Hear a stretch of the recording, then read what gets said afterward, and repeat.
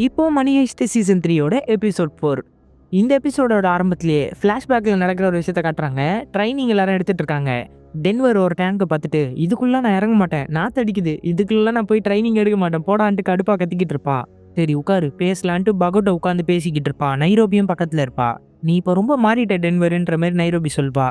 எதனால? நீ அப்பாவாயிட்டி அதனாலயானோன்னே, கரெக்டாக தான் சொல்கிறீங்கன்னு நினைக்கிறேன். முன்னெல்லாம் நான் எதையுமே யோசிக்க மாட்டேன். இப்போ ஒரு விஷயம் பண்ணுறதுக்கு முன்னாடி அதில் எவ்வளோ ஆபத்து இருக்குது, அதனால நான் எதை இழப்பேன்ட்டு ரொம்ப யோசிக்கிறேன். அப்போது பகட்டோ பயங்கரமாக ஒரு அட்வைஸ் கொடுப்பாரு. நீ எப்போவுமே உன்னை மாற்றிக்க கூடாது. குழந்தை பிறக்கிறதுக்கு முன்னாடி நீ எப்படி இருந்தியோ அதே மாதிரி தான் நீ இருக்கணும். எப்போ உன் குழந்தைகளுக்காக நீ ஒரு விஷயத்த சாக்ரிஃபைஸ் பண்ணுறியோ அப்போ அந்த கோவத்தை குழந்தைங்க மேலே நீ காட்ட ஆரம்பிச்சிருவ. அப்போ நீ ஒரு பர்ஃபெக்டான அப்பாவாகவே இருக்க மாட்டேன்ற மாதிரி சொல்லுவான். அப்பா நல்லா பேசுறியே, உனக்கு எத்தனை குழந்தைங்கன்னு? 7 குழந்தைங்கன்னுவா. நைரோபி ஆடி போயிடுவா. பர்சுக்குள்ளேருந்து வகை வகையாக ஃபோட்டோ எடுத்து காட்டுவா. இவங்க எல்லாரையும் நான் அப்பப்போ தான் பார்ப்பேன். பார்க்கும்போது நான் என்ன நினைப்பேன், என்னை ஓடி வந்தவங்க கட்டி பிடிச்சிக்கணுன்ட்டா? கிடையவே கிடையாது. அவங்க எதுவுமே எனக்கு பண்ணலனாலும் அவங்க என் பசங்க தான்.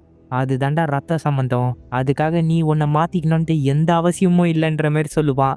அதுக்கடுத்து நைரோபி அந்த கோல்டு பார் எடுத்துன்னு வந்தது தான் காட்டுவாங்க. பகோட்டோவும் வெளியே வந்துடுவான். பகோட்டோ கிட்ட இன்னும் நிறைய வேலை இருக்குது, தேவையில்லாமல் பேசி டைம் வேஸ்ட் பண்ணாத, இதுக்கப்புறம் கடகடன்னு வேலையை ஆரம்பிங்கடான்ட்டு இன்னும் என்னென்னவோ பண்ண ரெடி ஆகுறாங்க. ஆனா அதுக்கு முன்னாடி அந்த வால்டோ ரூம்ல இன்னொரு கதவு இருக்கு. அந்த கதவை பகோட்டோ வெல்டிங் பண்ணி திறந்துகிட்டு இருக்கான். தண்ணி கடியிலேயே வெல்டிங் அடிச்சுக்கிட்டு இருக்கான் அவன். இதை நைரோபி கேமரா மூலமா பார்த்துக்கிட்டு இருக்கா. அந்த கதவை அவங்க திறக்கிறதுக்கு எப்படி பார்த்தாலும் 1 மணி நேரம் 2 மணி நேரம் எடுத்துக்கும். அடுத்து ஏஞ்சல் டமாயோ கிட்ட அவங்க எப்படி ஏமாத்தி உள்ள வந்திருக்காங்கன்னு விஷயத்த சொல்லுவான். இந்த இடத்துக்கு வர வேண்டிய ஆர்மி வண்டிக்கு பதிலாக அவங்க ஏமாத்தி வந்திருக்காங்க. அதுக்கப்புறம் தான் உண்மையான வண்டி வந்திருக்கு. அப்போ அவங்க ஒட்டு கேட்டிருக்காங்கல்ல, அவங்கள பற்றி எனக்கு தெரிஞ்சிருச்சு. அவங்க நம்ம ஃபோனு எல்லாத்தையும் டேப் பண்ணிக்கிட்டு இருக்காங்க. இங்கே இருக்கிற மொத்த டிவைசஸும் நம்ம டிஸ்கனெக்ட் பண்ணியே ஆகணும். ஏஞ்சல் அதெல்லாம் பெரிய விஷயமாச்சு சார்ன்ற மாதிரி சொல்லுவான். டே அவங்க கிட்ட இருக்கிற பணத்துக்கு அவங்க நினச்சா என்ன வேணால் பண்ணலாம்டா. அவங்க கண்டிப்பாக எல்லாத்தையும் ஹேக் பண்ணியிருப்பாங்க. உடனே கேம்புக்குள்ளே போய் உங்ககிட்ட இருக்கிற செல்ஃபோனு எல்லா டிவைஸு எலக்ட்ரானிக்கல் டிவைஸ் எதுவாக இருந்தாலும் சரி இந்த குப்பை தொட்டியில் போடுங்கடான்ற மாதிரி சொல்கிறாரு. இதை ப்ரொஃபஸரும் ரக்கேலும் கிட்ட அதிர்ச்சி ஆகுறாங்க. என்ன அவன் ரூல்ஸ் எதையுமே ஃபாலோ பண்ண மாட்டேங்கிறான், இப்படிலாம் பண்ணா எப்படின்ட்டு ரக்கையிலே ஒரு மாதிரி ஆயிடுறா. இதை இவங்க யாருமே எதிர்பார்க்கவே இல்லை. இப்போ அவங்க என்ன மூவ் எடுப்பாங்கன்ட்டு எந்த ஒரு விஷயமும் இவங்களுக்கு தெரியாது. அதில் ஒருத்தர் மட்டும் இருங்க என்னோட பர்சனல் டீட்டெயில்ஸ் இருக்குது அதை மட்டும் டிலீட் பண்ணுறேன்னு டிலீட் பண்ணிருப்பாரு. தம்மாயோ செம்ம டென்ஷனாகி அந்த ஃபோனையும் எடுத்து டஸ்ட்பினில் போட்டுருவாரு. போன தடவை பேச்சுவார்த்தை நடத்தி அவங்களை பிடிச்சிடலான்னு நினச்சாங்க. ஆனால் இந்த தடவை அப்படி நினைக்கவே இல்லை. இறங்கி அவங்களை காலி பண்ணலான்னு முடிவு பண்ணிட்டாங்க. இன்னும் எவ்வளோ நிமிஷம் இருக்குது? 14 நிமிஷம் இருக்குது சார்ன்ற மாதிரி சொல்கிறாங்க. அந்த பேங்கோட கதவு திறக்கிறதுக்கு இன்னும் 14 நிமிஷம் தான் இருக்குது. அதாவது 2 மணி நேரம் அது ஃபுல் க்ளோஸில் இருக்கும்ல, இன்னும் கொஞ்ச நேரத்தில் ஓப்பன் ஆக போகுது. கதவை திறந்தவொன்னே உள்ளே இறங்கணுன்றது தான் இவங்களோட பிளானே. அடுத்து எல்சிங்கி பலர்மோ கண்ணில் இருக்க எல்லா கிளாஸ் பீஸையும் எடுத்து போட்டுன்னு இருக்கான். அதே இடத்துல தான் கவர்னரும் உட்காந்துக்கிட்டு இருக்காரு. அப்போ ப்ரொஃபஸர் ஃபோன் அடிச்சு, பலர்மோ நான் பேசி ஆகணுன்ற மாதிரி சொல்லிட்டு இருக்காரு. டோக்கியோ தான் ஃபோன் எடுக்கிறா. பலர்மோ எப்படி இருக்கான்? வெளியே பிரச்சனை ரொம்ப மோசமாக இருக்குன்ற மாதிரி சொல்லுவார். உடனே பலர்மோ வந்து பேசுவா. அவங்க கொஞ்ச நேரத்தில் உள்ளே இறங்க போகிறாங்க. நிலைமை எப்படி இருக்குது? வால்ட்டுக்குள்ளே போயாச்சா? நைரோபியும் பகட்டோவும் அங்கே போயிருக்காங்க. அவங்க போய் 1 மணி நேரத்துக்கு மேலே ஆச்சு. கண்டிப்பாக அவங்க உள்ளே போயிருப்பாங்க. அப்போ அந்த ரூமு அதுக்கு 2 மணி நேரமாக தான் ஆகும். ஆனால் நிலைமை சரியில்லை, அவங்க உள்ளே இறங்க போகிறாங்க. டால்ஃபின் அங்கே இருக்கான்ற மாதிரி கேட்குறாரு. அடுத்த பிளானு கவர்னரை வச்சு தான். இவங்க இந்த மாதிரி பேசுறது வந்து கேம்பில் இருக்கிறவங்க ட்ராக் பண்ணிடுறாங்க. ஏதோ சிக்னல் வருது சார், ரேடியோ சிக்னல் மாதிரி இருக்கு. அவங்க கால் பண்ணி பேசிக்கிறாங்க. அப்போ அதை கேட்க முடியுதா பாருங்கன்னொன்னே அதை ட்ரை பண்ணுவாங்க. அதை கேட்கவே முடியாது. அப்படியே மீட்டிங்கில் காட்டுறாங்க. நம்மளோட ஃபோனை அவங்க ஈஸியாக டேப் பண்ணி நம்ம என்ன பேசுகிறோங்கிறத கூட அவங்க கேட்கலாம். டெக்னாலஜி ரொம்ப அருமையான விஷயம். டெக்னாலஜியை எப்போவுமே டெக்னாலஜியை வச்சு மட்டும்தான் அடிக்க முடியும். இதுக்கு நம்ம பண்ண போகிற ஒரே ட்ரிக்கு, காலத்தை பின்னோக்கி நகர்த்த போகிறோம். பழைய டிவைஸ் யூஸ் பண்ண போகிறோன்ட்டு ஒரு பழைய வாக்கி டாக்கி டிவைஸை காட்டுறாங்க. இதுலேருந்து வர ஃப்ரீக்குவன்சி 2300 ஃப்ரீக்குவன்சி கிட்ட இருக்கும். அது எல்லாத்தையும் நூல் நூலாக பிரித்து அவங்க நம்ம என்ன பேசுகிறோங்கிறத ஒட்டு கேட்கறதுக்குள்ள காலி ஆயிடுவாங்க. எவ்வளோ டெக் டீம் இருந்தாலும் அந்த விஷயத்தை அவங்களால பண்ணவே முடியாது. நம்மக்கிட்ட இருக்கிற பணத்தில் ஒரு சேட்டலைட்டே வாங்கிடலாம். ஆனால் இந்த விஷயந்தான் இப்போ நம்மளை காப்பாற்ற போகுது. அதே மாதிரி ஒரு தடவை இவங்க கால் பண்ணும் போதும் ஃப்ரீக்குவன்சி மாறிக்கிட்டே இருக்கும். இதை பலருமோ சொல்கிறதுக்கோ இங்கே அவங்களால கண்டுபிடிக்காமல் இருக்கிறதுக்கோ வேற லெவலில் இருக்கும். எப்படியாவது கண்டுபிடிச்சி தொலைங்கடா, டீமையாவது வர வைங்கன்ற மாதிரி டமாயை கத்திக்கிட்டு இருப்பான். சீக்கிரமா வெஸ்ட்டு மாஸ்க் எல்லாத்தையும் போட்டு ரெடி ஆகுங்கன்ற மாதிரி சொல்லிக்கிட்டு இருக்கா. அங்கே கவர்னரோட பிஏ இருப்பாங்க. அவங்கள பார்த்து ஒரு பையன் பேசிக்கிட்டு இருக்கா. அந்த பையனுக்கு அவங்களை பிடிச்சிருக்கு போல இருக்கு. வெஸ்ட்டு கொடுத்து போடுங்கன்னொன்னே அதை போடாதீங்கன்ற மாதிரி அந்த பொண்ணுக்கிட்ட சொல்லுவான். டென்வருக்கு டென்ஷன் ஆகிடும். என்னடா சொன்ன? இல்லை எங்களை நீங்கள் ஹியூமன் ஷீல்டாக யூஸ் பண்ண போறீங்க, நாங்கள் போட மாட்டோன்ற மாதிரி சொல்லுவான். தம்பி படித்தவன்ல அதான் ரொம்ப தெளிவாக பேசுகிறான். தம்பி ஒரு படத்தை பற்றி சொல்கிறேன், கெஸ் பண்ணுறியா? வெஸ்ட்டை முதல்ல போனேன் அப்படின்னோடனே பயந்து போடுவான். இன்னொரு வெஸ்ட்டை போடுன்னொன்னே 2 வெஸ்ட்டாக போட்டுப்பான். இப்போ நான் அந்த படத்தை சொல்லிக்கிட்டே போவேன். 10 என்றதுக்குள்ளே நீ அதை கண்டுபிடிச்சிட்டேன்னு வச்சுக்கேன், உன்னை விட்டுருவேன், இல்லைன்னா நான் சுட்டுருவேன். அப்படின்ட்டு அந்த படத்தை பத்தி கொஞ்சம் கொஞ்சமா சொல்லிக்கிட்டு அவன் நடந்து போயிட்டே இருப்பான். இன்னுமாடா கண்டுபிடிக்கல? டெர்மினேட்டர்ரா, நான் தான் டெர்மினேட்டர். உன்னை போட்டு தள்ளலான்னு முடிவு பண்ணிட்டு டபுள் வெஸ்ட் போட்டுன்னு இருக்கும்போதே அவனை ஷூட் பண்ணிடுறான். தொப்புன்னு விழுறான். எல்லாருமே ஒரு மாதிரி ஆயிடுறாங்க. இதை மோனிகா பார்த்தோன்னே பயங்கர அப்செட் ஆயிடுறா. அடுத்து ப்ரொஃபசர் வந்து யாருக்கோ ஃபோன் அடிக்கிறாரு. யாருக்குன்னு பார்த்தா பிரியத்தோக்கு ஃபோன் அடிக்கிறாரு. இன்னும் யாரா ஃபோனை வச்சுட்டு இருக்கிறதுன்னு தம்மாயை கத்துவான். என்னோட ஃபோன் தான் இருங்கன்னு ஃபோன் அட்டன் பண்ணோடனே நான் தான் ப்ரொஃபசர் பேசுறேன்னு உடனே ஃபோனை வேகமாக எடுத்துன்னு போய் அவங்க கிட்ட கொடுத்துருவாரு. அவங்க மைக்கில் ஃபிக்ஸ் பண்ணி அவங்க பேசுறதை கேட்டுன்னு இருப்பாங்க.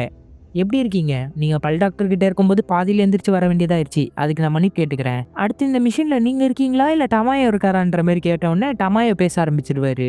இதுக்கப்புறம் நான் தான்டா சார்ஜ் எடுத்துக்க போறேன், உங்க எல்லாரையும் தீர்த்து கட்ட போறேன்ற மாதிரி மிரட்டுவாரு. டமாயோ பேசிக்கிட்டே இதை ட்ராக் பண்ணுங்கன்ற மாதிரி சொல்வாரு. மறுபடியும் மீட்டிங்கை காமிச்சா நம்ம தான் அவங்களுக்கு ஃபோன் பண்ணுவோம். ஆனா அவங்க நம்மளை எங்க இருக்காங்கன்னு ட்ராக் பண்ணவே முடியாது. அதுக்கும் நம்ம பழங்கால ஒரு விஷயத்த தான் யூஸ் பண்ண போறோம். இந்த பட்டன் ஃபோன், இதுல ஜிபிஎஸ் இல்ல, இன்டர்நெட் இல்ல, எதுவுமே இல்ல. ஒருத்தர் கூட இருக்கார்ல, அவரை காமிச்சு முதல்ல அவருக்கு தான் நான் ஃபோன் அடிப்பேன். அந்த ஃபோனுக்கு பக்கத்துலயே அவர் இன்னொரு ஃபோனை வச்சுட்டு இருக்காரு. அந்த ஃபோனை வச்சு டமாயோக்கு ஃபோன் அடிப்பாரு. 2 ஃபோனையும் ஒன்னா ஒட்டிடுவாங்க.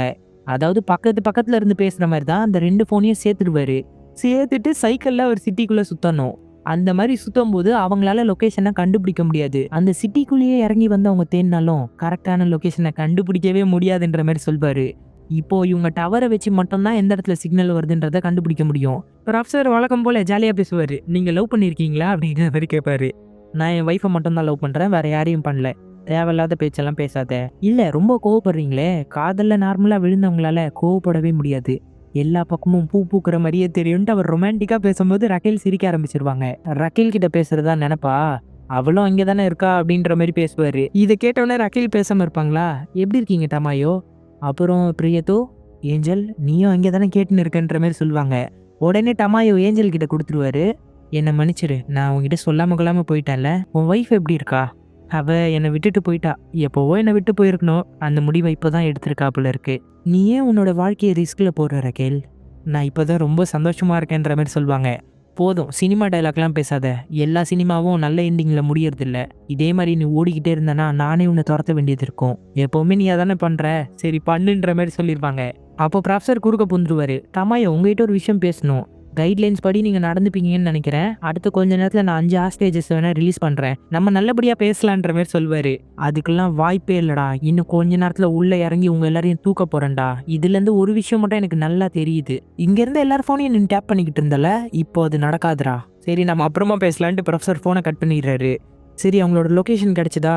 கிடைச்சிருக்கு சார், பக்கத்தில் இருக்க சிட்டியில் தான் கிடைச்சிருக்கு. ஏதோ பழைய ஃபோனை யூஸ் பண்ணி பேசுறதுனால கரெக்டான லொக்கேஷன் கிடைக்க மாட்டேங்குது. ஆனா அங்க இருக்கிற இடத்துல போய் தேடுறது சாதாரண விஷயம் இல்ல, லட்சக்கணக்கான மக்கள் இருப்பாங்கன்ற மாதிரி சொல்லுவாங்க. அடுத்து ப்ரொஃபசரும் ரக்கேலும் ஒரு இடத்துல படுத்துக்கிட்டு இருக்காங்க. என்ன விஷயம், இன்னும் நீ என்ன சந்தேகப்படுறியான்ற மாதிரி கேட்பாங்க. எனக்கு இன்னும் டைம் வேணும்னு நான் நினைக்கிறேன்ற மாதிரி சொல்வாரு. என்ன சொல்ற, இன்னும் டைமா? ஆமா, இன்னும் எனக்கு 4 மாசம் வேணும்ன்ற மாதிரி கேட்பாரு. நம்ம போட்ட பிளானே பர்ஃபெக்டா தான் இருக்கு, ஏன் இப்படி பண்ற? இல்ல, பர்ஃபெக்ட் கிடையவே கிடையாது. நீ இவ்வளோ சந்தேகப்படக்கூடாது சஜியோ. இது உன்னோட பிளான் இல்லை, அதனால தானே நீ இவ்வளோ டவுட் படுற. இல்லை நான் அதை பற்றி பேசல. நம்ம இன்னும் நிறைய விஷயத்துக்கு ரெடி ஆக வேண்டியது இருக்கு ரக்கேல். நீ கோவத்தில் தான் இந்த விஷயத்தில் இறங்கியிருக்க, அது தெரியுமா? போலீஸ் மேலே உனக்கு ஒரு வெறுப்பு ஏற்பட்டிருக்கு. இதெல்லாம் செட் ஆகாது, எனக்கு இன்னும் டைம் இருந்தால் நல்லா இருக்கும்ன்ற மாதிரி ரொம்ப வருத்தப்படுறாரு. கேம்ப்ல பார்த்தா ஆர்த்ரோவை வர வச்சிருக்காங்க. ஆர்த்ரோ கிட்ட பேங்க்குக்கு வெளியே எடுத்த எல்லாரோட போட்டோஸையும் காட்டுறாங்க. அதில் டென்வர் போட்டோ, எல்சிங்கி போட்டோ, மோனிகா போட்டோவும் இருக்கு. இதை பார்த்தோன்னே ஒரு மாதிரி வருத்தப்பட ஆரம்பிச்சிடுறான். இப்போ பெர்லின் உயிரோட இல்லை. இப்போ இந்த டீம்ல யார் லீடரா இருப்பாங்கன்னு நீங்க நினைக்கிறீங்க?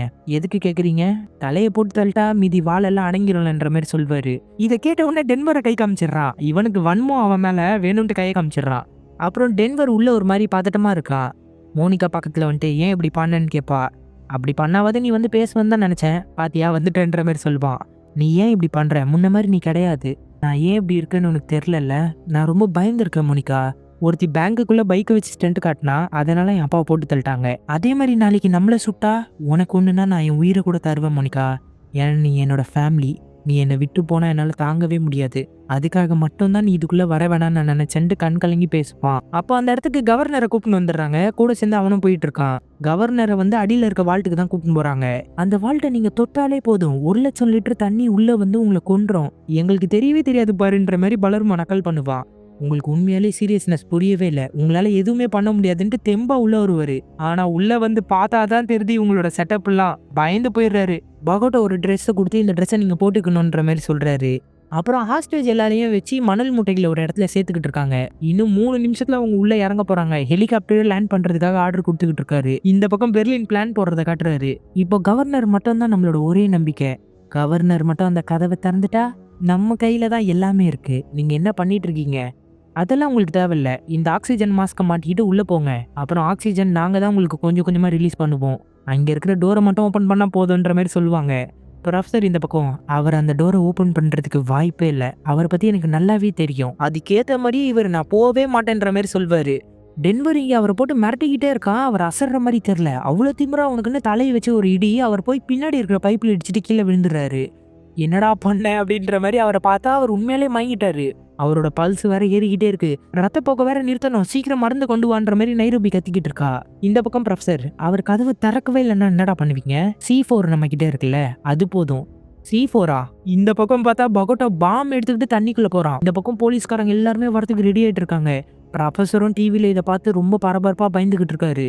அப்படியே பாம் வெடிச்சு செதறுது. இதோட சீசன் 3யோட எபிசோட் 4யும் முடிக்கிறாங்க. அந்த கதவுக்கு பின்னாடி அப்படி என்னதான் இருக்கு?